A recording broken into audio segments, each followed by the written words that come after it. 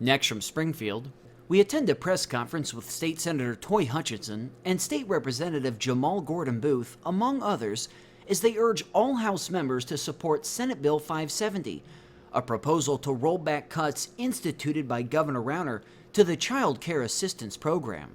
This runs about 20 minutes.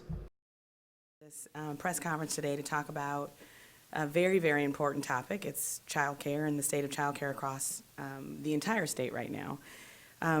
As you know, we've been very, very concerned. Everybody knows where we are. We all know it's been reported on quite a bit across the state about where we are in our political disagreements and the budget stalemate and how we've now gone in these postures under the Capitol Dome. But we're here to talk about one place that should be neutral ground. It's our contention that the child care system and the CCAP program, which is the Child Care Assistance Program, which is a program that's designed to give a child care subsidy and assistance to working parents, working families.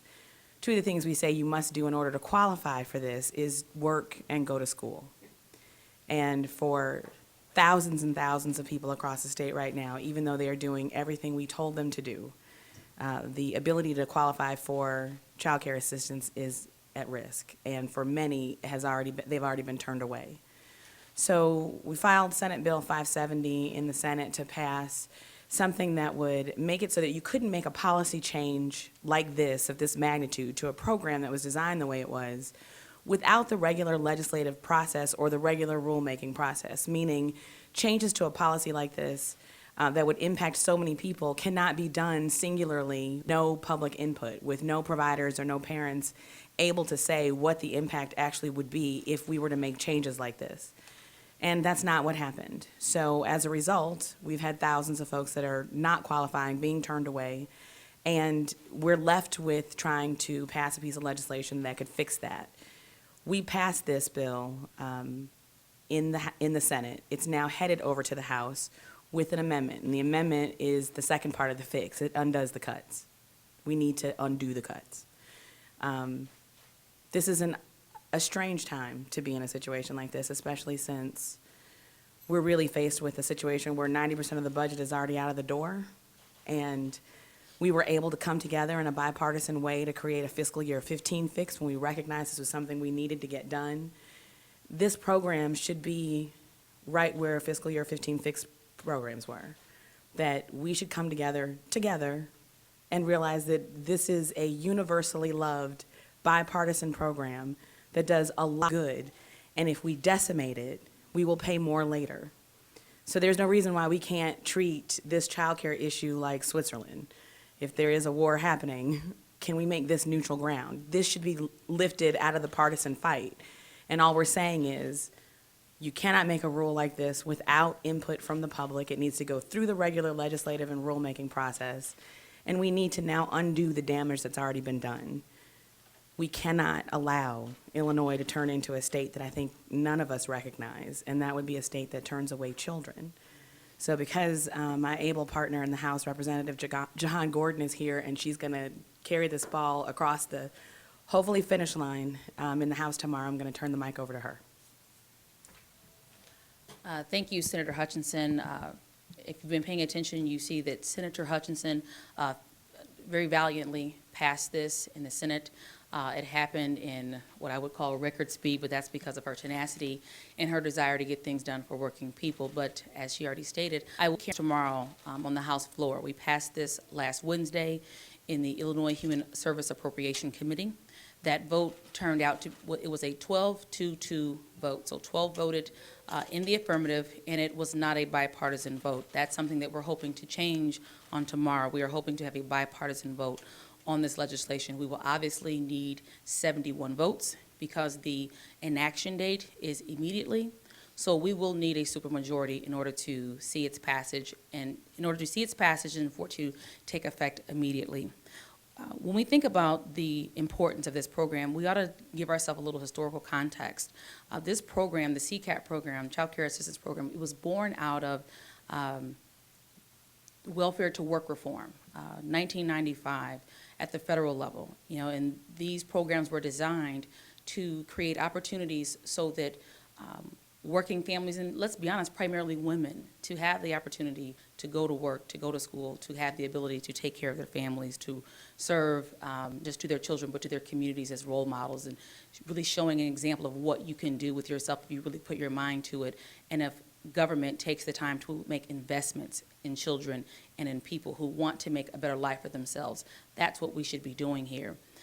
When I talk about this legislation that Senator Hutchinson asked me to sponsor with her in the House, folks say, well, what does the bill do? And plainly, I put it maybe not as eloquently as Senator Hutchinson. She's away with words, but I often say we need to hit the reset button on this. We need to hit the reset button. We can do this better, and we can do it better if we do it in an open and a transparent way and do it in a bipartisan process. We have over 30 co-sponsors for this bill in the Illinois House. I think that shows the level of concern that people have all throughout this state. And my hope is that my colleagues that are in earshot of this press conference today, I hope that they understand that they have constituents within their communities who need this program desperately. And my hope is that we'll have the ability to pass this tomorrow with 71 votes. We also have a number of incredible advocates with us today. SESSY NYMAN from Illinois Action for Children will be next. Good afternoon. Thanks for having me. My name is SESSY NYMAN. I'm the Vice President for Policy at Illinois Action for Children. We're a statewide advocacy organization working on behalf of working families, their children, and our early care and education system in Illinois. I'm joined by some of my colleagues from Voices for Illinois Children and the Ounce of Prevention Fund. We are here to stand with two leaders in our General Assembly at a time where the state needs leadership. Representative Jehmal Gordon and Senator Hutchinson have been longtime advocates of early care and education, of creating policy where we need it most in Illinois to protect the most vulnerable, to lift up families, and to create a strong state. We're also all mothers. And so we come at it from knowing how hard it is to raise children, to be our next generation of leaders, business owners, parents, successful students, professors, and everything else we need in Illinois to be a great state. It is hard every day in Illinois to be poor. The changes that have happened to the Child Care Assistance Program make it almost impossible to survive. And yet, we talk about a strong economy. We talk about coming out of a budget impasse. We talk about a stronger future. This is not the road that will get us there. These changes to the Child Care Assistance Program, a program that over 100,000 working families rely on every year, and thousands of children rely on to be school ready, to be safe while their parents are working to try and support them, and where they engage and learned what Professor Heckman, a Nobel laureate at the University of Chicago, would say, build character, that are the key indicators for successful workers, successful students, and a strong state. And so I applaud the legislators in their leadership to respond to the overreaching power of administrative rule that this executive branch has taken around changing the Child Care Assistance Program to limit access to over 90% of those families otherwise eligible for services. My child is a Chicago public school student. She goes back to school on Tuesday. She has relied on after-school care, on child care providers to make her successful thus far and to hopefully see her across the finish line. There are thousands and thousands of parents that can't access those after-school programs next week in Chicago, and for school districts across the state, they're already back in school. Those are kids going home alone, being cared for by older siblings, not getting the supports, the care that they need to thrive, nor are their parents getting the security and knowledge that their kids are safe while their parents are finishing out their workday. This is bad for child care providers who will lose approximately 25% of their 5-year-olds who are going off to kindergarten. They're excited. They're going on to big kid school. And yet those slots in child care providers are unfilled because the child care assistants, for all intents and purposes, have been closed. And so those are business owners, people who pay taxes, people who employ people, people who use outside vendors to provide food and other services to run their businesses are starting to close their doors, starting to close classrooms, and are having to turn families away every day. This is not the direction to a strong economy. This is not the Illinois, as I think Representative Gordon Booth said, that any of us can recognize or want to be part of. This bill, Senate Bill 570 as amended, is a response to the changes in childcare. It is the path to where we want to see our state go. And it is an opportunity for the General Assembly to, in a very, very bleak time in our political history, to do something really good, to do something good for families, for our early childhood system, for successful education system, and for our state's economy. And so we encourage the General Assembly and the House to pass this bill tomorrow in a bipartisan way, and to have this be the first step on a road to recovery in terms of really through this impasse and moving forward. Thank you so much. So we're happy to take questions after this, but I found myself thinking about what happened just to me yesterday. We said we're all moms up here, and my son sprained his ankle yesterday, and I was able to be there to take him to the doctor and to fit him for his crutches and to call the school and let them know that he may not be there tomorrow and to make sure that everything was okay. I was able to do that for my son. But I remember when I was finishing up my college degree, my undergraduate college degree, and I had a few more classes left to take, and the issue of childcare for me and my, at that point, 1-year-old baby was much, much different. Much, much different. I remember being a Pell Grant student, a MAP Grant student, and a young mom who was finishing up a bachelor's who needed childcare help. And I think about the fact that I got the help that I needed when we were young and newly married and new parents, and where, I am today. I can't possibly imagine not standing up for people who don't have the luxury that I had yesterday, when they have to choose between going to work and a sick kid, when they don't know where they're going to have to leave, where they're going to leave their child if this resource goes away. If you have to choose between being able to work or go to school, or knowing that your children are in a safe environment, I cannot imagine. And I think both, and I'm going to speak a little colloquially at this point, both Jehmal and I, because this is not just about her being a state representative and me being a state senator. It's about the fact that we recognize the people in our districts who need help across the board. And this does not have to be fixed in this way. These cuts, as it relates to the going from 185% of the federal poverty level to 50% of the poverty level, are deeper actually than what our revenue situation called for in the beginning. It doesn't have to be like this. We have over $1 billion in corporate tax loopholes. We haven't begun to decide which to close. So there is a way for us to treat this just like fiscal year 15 and come together and realize we're in a crisis and we have to fix this. But this could be a step in the road to bringing people together to talk about other things. It doesn't have to be this way. So that's why we're here. We've been joined by some providers, and we also have some other advocates here. We're happy to take questions. And again, we thank you very much for coming to listen to this and urging passage of Senate Bill 570 as amended tomorrow in the House. Joy, can you explain what were the changes the governor made that disallows some of the new people from joining the program? Well, right now, it rolls back. Okay, I'll go through some of the fixes. One of the things that Senate Bill 570 does is roll back eligibility requirements to those that were in place prior to June 30.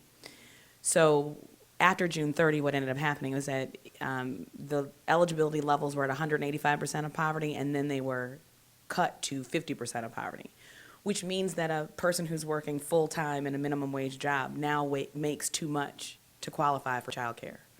That's a full-time minimum wage worker that no longer has access to child care subsidy. The other thing the bill does do is it prohibits Department of Human Services from adopting emergency rules relating to CCAP in the future without going through the regular legislative and rulemaking process so that people can say, this is what will happen to us if you do this. That's how you make policy changes in the state. People get input. Parents and providers and people directly impacted would have an opportunity to be able to come and testify, which is something that didn't happen when the emergency rule took place. That was a unilateral rule decided by the administration without any public input at all. And so the third thing I want to point out is that it's as amended in the House, when we carried it in the House, this is also going to undo those cuts, where now we have nearly 90% of children who previously qualified no longer qualify. So when you're talking about over 70,000 jobs across the state in the child care industry and hundreds and hundreds of thousands of children all across the state, this impact is considerable, and not something you can turn a blind eye to. How much could one make and get child care support prior to the governor's change? Prior to it was $2,500 a month. For a family of two. For a family of two. So if I have this correct now, if you make more than $667 a week right now under these current rules? Oh, a month. $667 a month currently under these rules right now, then you no longer qualify. When you said family of two, is that mother, daughter, or is that two parents? Mom and child, Yeah, mom and in order child. for there to be So childcare they needs. could have. Or dad and child, if dad is taking care of A child. parent and a child. Right. A parent could have been making $30,000 a year and still gotten child care support. No. No, You said $2,500 a month. $2,304. $2,304. $2,300. I'm sorry if I misspoke. Well, okay. Yeah. So a little less than 30,000. So it's roughly around.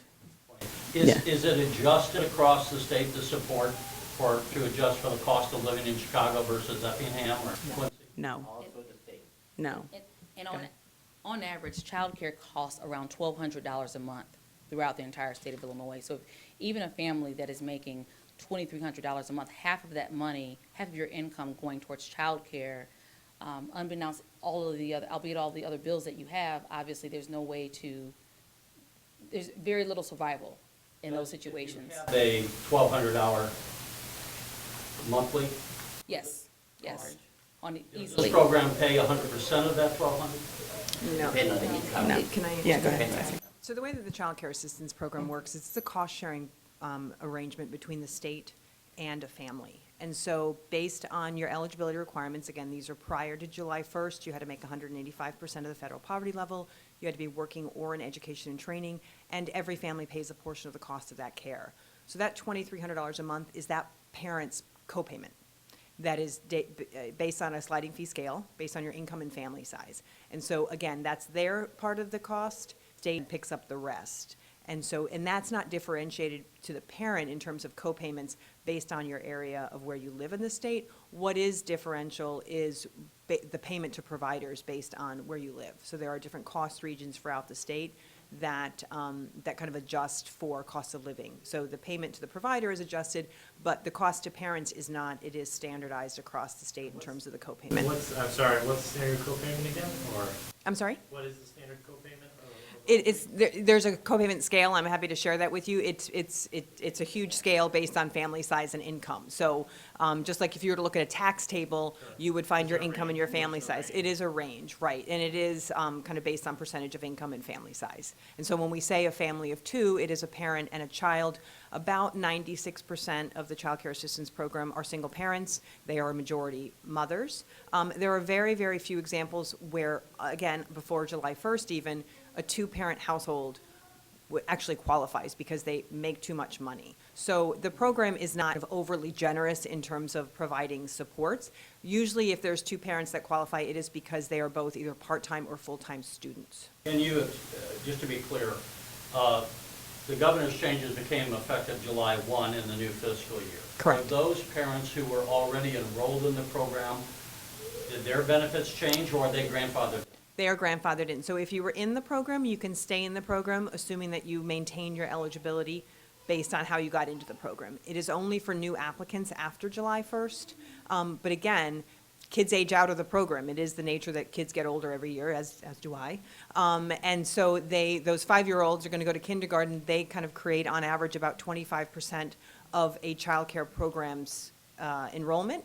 But they can't fill that 25% of their slots because they can't let new families in. Senator Hutchinson, you said that the bill going to the House is going to include a new amendment to reverse Governor Rauner's cuts. So does that mean if it's passed tomorrow, it's going to have to go back to the Senate? Give me Yes. some understanding of what Yes. how will go. Yes, and we'd have to concur. Why did you choose not to include that amendment in the Senate bill originally? I think we were attempting to do, we wanted to make sure that this could never happen again in the future, and I think we were attempting to ensure that through the process, remember, there were a number of hearings and a couple of different opportunities for the governor to actually rescind the rule. And when that didn't happen, this is the next step in the process. We had a bill ready to go, so we needed to amend it to make sure that we could undo the damage that has happened up until this point. You're watching the Illinois Channel, an independent nonprofit corporation formed to provide gavel-to-gavel coverage of Illinois state government and other public affairs events taking place across Illinois.